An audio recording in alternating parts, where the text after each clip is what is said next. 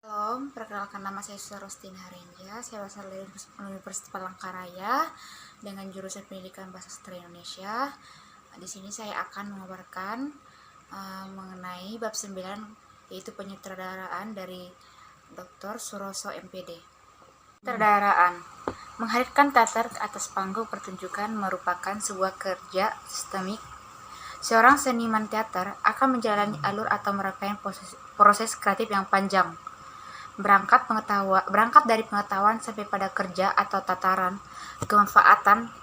Gagasan estetika yang ditawarkan di atas panggung oleh seniman teater bisa dipertanggungjawabkan dan keberhasilan akan mutu dari pertunjukan dapat terukur.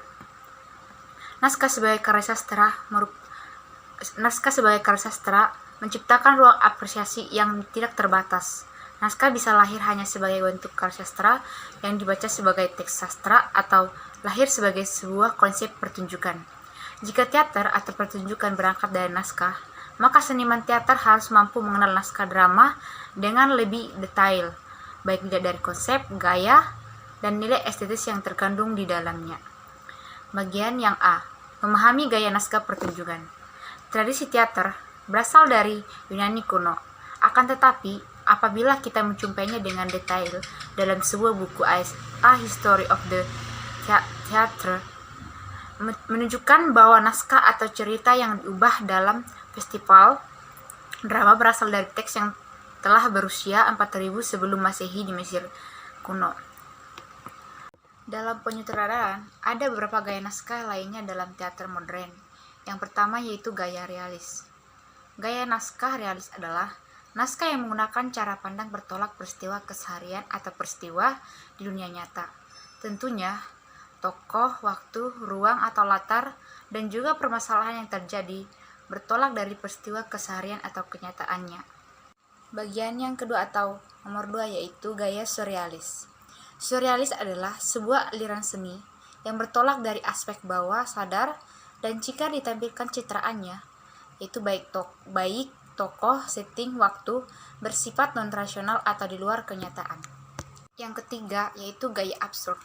Absurd sering dipahami dengan sesuatu hal yang tidak jelas. Naskah bergaya absurd ini tempat berkembang setelah Perang Dunia Kedua, dengan salah satu tokoh yang terkenal adalah Eugene Ionesco.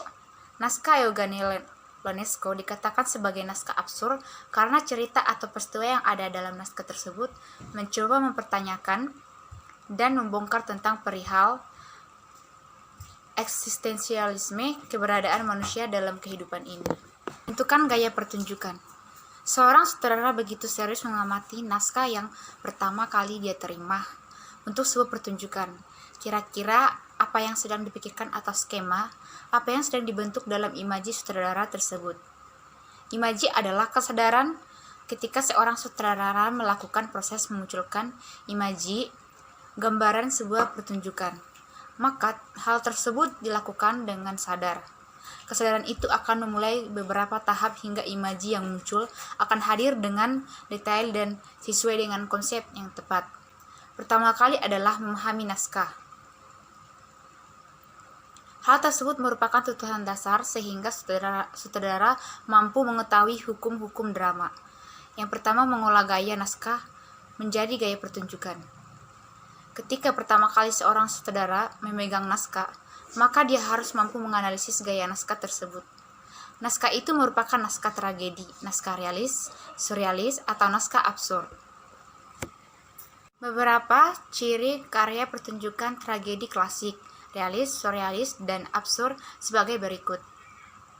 Bagian yang A. Gaya pertunjukan realis. Gaya pertunjukan realis adalah gaya pertunjukan yang bertolak dari detail-detail dalam kehidupan nyata, sehingga waktu, latar, set yang ada di atas panggung mampu menghadirkan waktu, latar, set sesuai dengan kenyataan yang akan ditampilkan.